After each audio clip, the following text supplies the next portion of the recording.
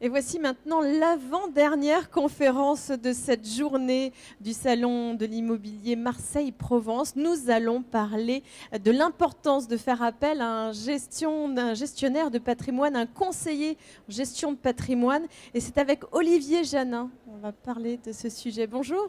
Bonjour Mariti. Bienvenue. Je vous remercie. Alors, vous êtes conseiller en gestion de patrimoine chez Master Conseil. Master Conseil, alors même si je l'entends un petit peu dans le nom, même si on a compris un peu le thème de la journée, c'est quoi?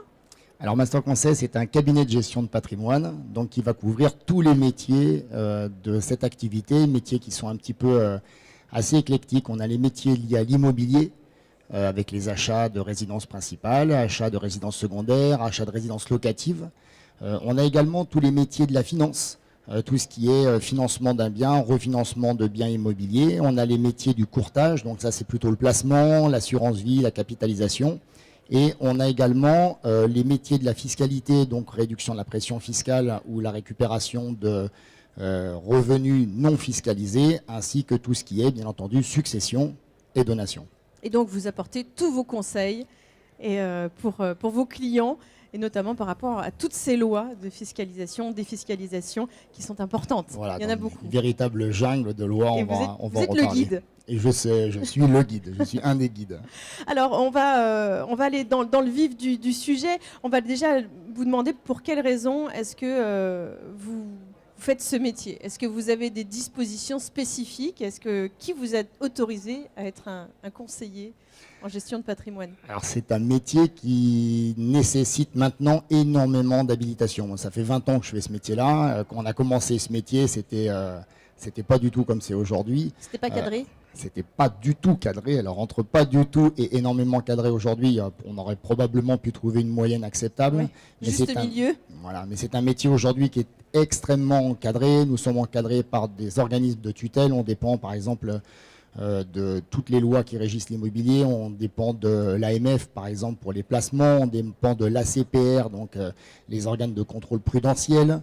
On dépend d'organismes de tutelle aussi qui nous contrôlent sur site tous les ans et qui nous contrôlent systématiquement chaque année par des habilitations spécifiques, des quiz, des entretiens, des formations. Donc c'est devenu très complexe. Donc on ne devient pas conseiller en gestion de patrimoine comme ça, juste parce qu'on le décide.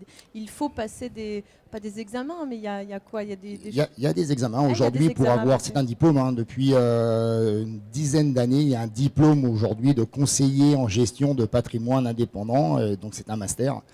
Il faut au minimum avoir un master 1, voire un master 2 si vous voulez des habilitations notariales, donc c'est devenu vraiment aujourd'hui une véritable habilitation. D'où le nom Master Conseil.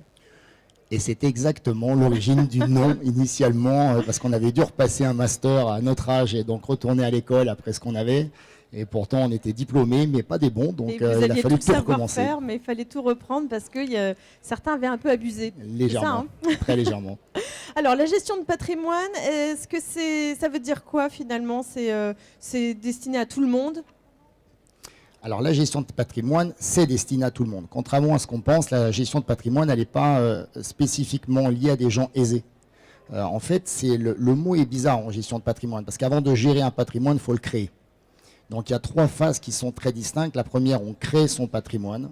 La deuxième, effectivement, on le gère, on essaie de le développer. Et une 3e phase consiste plutôt à le transmettre en succession ou en donation. Et le conseiller en gestion de patrimoine intervient tout au long de ces 3 phases pour accompagner le client entre à 18 ans, l'étudiant qui n'a pas spécifiquement d'argent mais qui a la possibilité de mettre 50 € de côté tous les mois, et effectivement des clients qui sont un peu plus aisés. Je crois que le client le plus vieux de notre cabinet a 93 ans. Tout jeune. Et le plus vieux. 93 ans. Jeune, 93 ans. Ah oui, jeune. 93 ans, il est jeune.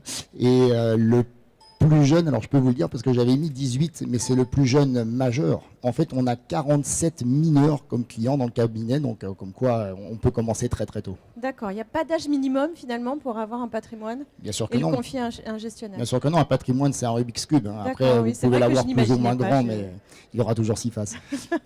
D'accord, alors bon, c'est intéressant, c'est bien à savoir. D'ailleurs, en parlant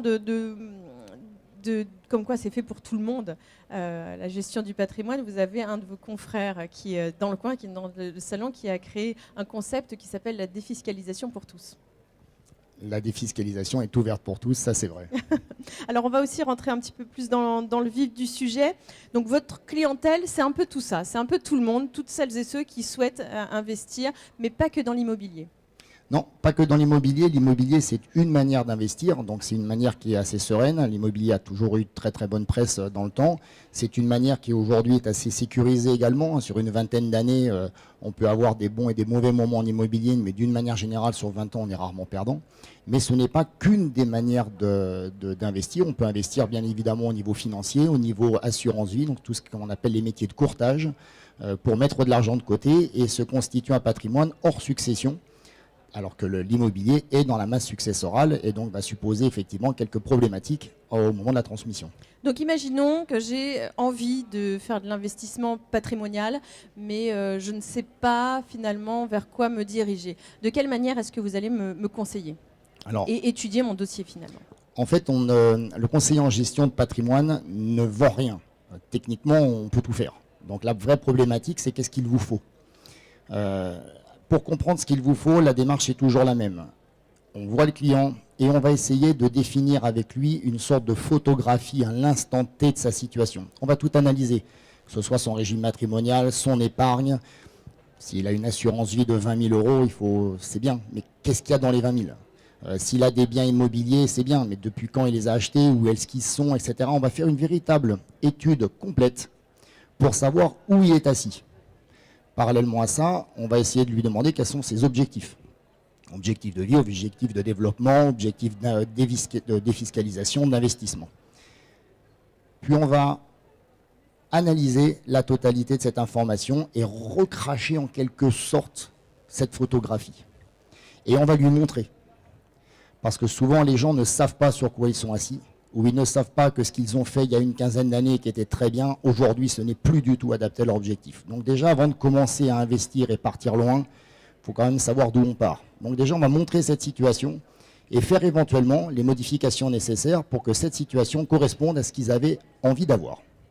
Et ensuite, on va leur préconiser, au travers donc de préconisations écrites, puisque c'est une des obligations de notre statut, par des préconisations écrites, on va lui proposer d'optimiser effectivement son patrimoine pour atteindre ses objectifs. Ces objectifs personnels, là, on est sur du sur-mesure systématiquement, quel que soit le client. Et quel est le coût de cette étude? Alors, c'est une bonne question. Une étude patrimoniale basique, il faut une douzaine d'heures pour la faire. Ça coûte environ 750 €. À ce titre, les études sont offertes pendant toute la durée du salon. Donc tous les clients qui viennent sur le stand se voient offrir leur étude, qu'elle dure d'ailleurs 10 heures, 12 heures ou 20 heures. Une étude, ça va entre 10 et 50 heures de travail de manière générale. Après, la démarche est la suivante. Chez Master Conseil, le client ne paye pas le travail qu'on lui fournit. C'est comme un devis en fait. Alors, c'est comme un devis. En fait, un devis gratuit. La démarche est la suivante. Déjà, dans un premier temps, quand on paye un conseil qu'on vous donne, il faut toujours bien savoir si le conseil était bon pour vous ou pour celui qui vous l'a donné. Donc, déjà, chez Master Conseil, nos conseillers, on a une trentaine de conseillers, ils ont l'interdiction de facturer un client. Pourquoi? Parce qu'en fait, on peut se refacturer d'une manière assez simple sur nos partenaires. Aujourd'hui, comme je vous le disais, nous avons toutes les habilitations nécessaires en carte de transaction immobilière, on est courtier. Un courtier prend des frais sur ses assurances vie ou des frais d'entrée. Pourquoi refacturer réellement vraiment le client derrière alors qu'en réalité, le courtier a déjà pris une rémunération. Donc l'intérêt, c'est que le client va pouvoir venir vers nous, on va dire détaché de cette fameuse question, c'est combien coûte un conseiller en gestion de patrimoine où je n'ai pas les moyens de me payer un conseiller en gestion de patrimoine. C'est faux. Moi, je m'inscris depuis 20 ans là-dessus. On ne fait pas payer nos clients. Par contre, on se paye très cher et ça pose aucun problème.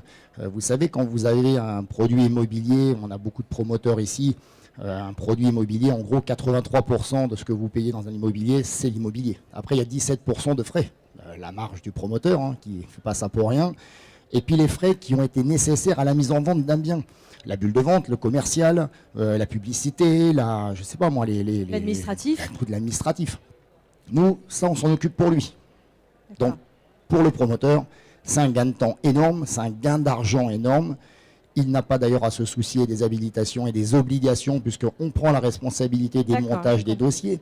Donc vous savez que même derrière, si on leur facture des frais, lui il est gagnant, nous on est gagnant et surtout le client n'a pas eu à débourser quoi que ce soit puisqu'en réalité le prix ne change pas. D'accord, donc chacun y trouve son compte. Tout le monde y trouve son compte. Tout le monde est content. Vous êtes content, le client est content, le promoteur est content, tout le monde est content. C'est le bonheur. C'est le meilleur des mondes finalement. C'est le meilleur des mondes. Mais si tout pouvait être aussi simple, ce serait parfait. On fait pour. Donc après, vous suivez toute la vie de votre client, vous le suivez jusqu'à quand Alors, jusqu'à ce que le client en ait marre de nous. Donc, depuis 20 ans, on les a gardés. On a toujours conservé les clients depuis 20 ans. Donc, on les a connus célibataires, ils se sont mariés, ils ont eu des enfants et aujourd'hui, on s'occupe du... En fait, même ils vous quittent jamais. Après, ils nous quittent s'ils nous aiment plus. Après, d'une manière générale, on fait en sorte qu'ils continuent à bien nous aimer. On s'occupe de tout. C'est-à-dire que lorsqu'un investissement se fait, par exemple, dans l'immobilier, on trouve les produits immobiliers, on finance. Donc, on trouve nous-mêmes les prêts bancaires, on accompagne le client chez le notaire. Alors, on ne signe pas pour lui, mais non, on n'en est pas bien loin, on peut lui donner le stylo. Plus, hein. Et par contre, après, on s'occupe de tout ce qui est déclaratif pendant toutes les années où il souhaite rester déclaré par le cabinet. Ce qui permet au cabinet de très très très bien connaître ses clients et ce qui nous permet d'accompagner les clients dans le temps parce que justement, la gestion de patrimoine, ça se fait dans le temps, c'est jamais à l'instant T. Et de lui reproposer quelque chose si jamais il y avait une opportunité qui pourrait rentrer dans son dossier, dans son profil. Tout à fait. En 20 ans, on arrive aujourd'hui approximativement à 3 opérations différentes par client sur une vingtaine d'années. Et si par exemple, j'ai envie de me lancer un peu seul dans l'investissement patrimonial, est-ce que je prends des risques ?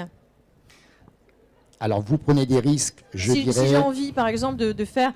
je me dis que je n'ai pas besoin de faire une étude sur mon patrimoine, de tout mon dossier, que j'ai envie de faire de l'investissement locatif absolument dans l'immobilier. Est-ce que finalement je prends des risques dans tout ça, de me lancer seul, sans connaître tout ? On peut faire de l'escalade sans corde, hein, ça pose aucun problème. On peut aller faire du bateau sans gilet de sauvetage, on sait nager, ça sert à rien. On peut aussi faire de la voiture sans ceinture de sécurité. La probabilité de taper un platane, elle est quand même courte. Après, c'est toujours la même problématique, c'est-à-dire que ça reste quand même un investissement dans le temps. Ça va vous engager sur plein de choses. C'est un peu comme traverser une jungle. Aujourd'hui, on est dans une vraie jungle. Non, on est dans une vraie jungle. Entre l'escalade, la voiture, oui, c'est en fait c'est une belle métaphore. C'est une belle métaphore, mais c'est vrai. Aujourd'hui, l'environnement fiscal, financier, économique, il a énormément changé. Il n'arrête pas de changer. Nous, on fait plus de 100 heures de formation. On reçoit plus de 100 heures de formation par an et on en donne quasiment le double. Oui, mais ça, c'est aussi parce que les lois changent tout le temps. Tout le temps. Et que vous avez besoin de vous remettre à la page. C'est vrai qu'un particulier peut être perdu. Bien évidemment, il est perdu. Après, c'est pas pour ça que son investissement est mauvais. Il y a beaucoup de gens qu'on rencontre qui ont eu de la chance, qui sont malins, qui recherchent plein de choses et qui se trompent pas. C'est comme tout. C'est-à-dire qu'il y a un moment, l'accompagnement peut être exempt de coûts en réalité, et on a toujours besoin d'avoir quelqu'un pour nous accompagner. Quand j'ai passé mes habilitations en assurance vie, j'étais sorti assez bien noté, j'étais très fier et pas du tout humble à l'époque. Et mon formateur m'avait dit, tu sais, tu vas devenir très très bon en assurance vie, mais tu ne sauras toujours pas acheter du carrelage. Donc il y a un moment, il faut bien se repositionner, chacun son métier, et on a tous des possibilités, mais l'accompagnement aujourd'hui me paraît complètement incontournable lorsqu'on fait l'investissement, qu'il soit immobilier ou financier. Surtout quand il y a plein de changements comme le prélèvement à la source, ça a dû vous poser pas mal de soucis, évidemment. Beaucoup de casse-tête encore aujourd'hui. Nos clients étaient accompagnés, on leur avait expliqué avant que ça arrive ce qui allait leur arriver, on les a accompagnés pendant qu'ils l'avaient et on leur a permis justement de gagner du temps. On n'a pas eu de problème avec nos clients là-dessus. Là aujourd'hui, il y a d'énormes modifications sur les retraites. Je pense que tout le monde a regardé un petit peu ce qui se passait. Ça va impacter énormément les gens et je trouve qu'il y a peu de gens qui s'en occupent.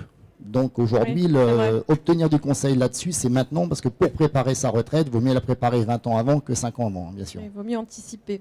En tous les cas, merci beaucoup d'être venu pour répondre à toutes nos questions. Je pense que vous avez réussi à éclairer toutes les personnes qui sont ici autour de ce plateau télé, mais celles et ceux également qui nous regardent à travers leur écran. Si jamais on a envie de prendre des conseils auprès de vous et de faire cette étude sur notre futur patrimoine, où est-ce qu'on vous retrouve ? Nous sommes juste à côté. Le stand Master Conseil vous attend juste à côté ici. C'est vrai, c'est juste derrière. Si Meg peut regarder juste derrière Master Conseil. Et on vous attend avec grand plaisir. Et sinon, si on n'a pas la chance de venir au salon ? Vous pouvez nous contacter au 04 42 60 01 27. On est à Venelle. Notre siège social est à Venelle. On a des locaux également à Châteauneuf-de-Grâce, à Nice, à Marseille et même à Moscou pour ceux qui veulent voyager. Donc on a largement de quoi taper loin. Et sur le site internet? Et sur le site internet www.master-conseil.fr. Merci infiniment. Merci Marie-Letty. Et à très bientôt. Nous, on va se retrouver tout à l'heure à 16h30 avec Thierry Moaïc, qui est directeur de l'ADIL. Il va venir nous parler du marché locatif marseillais, niveau et évolution du loyer. À tout de suite.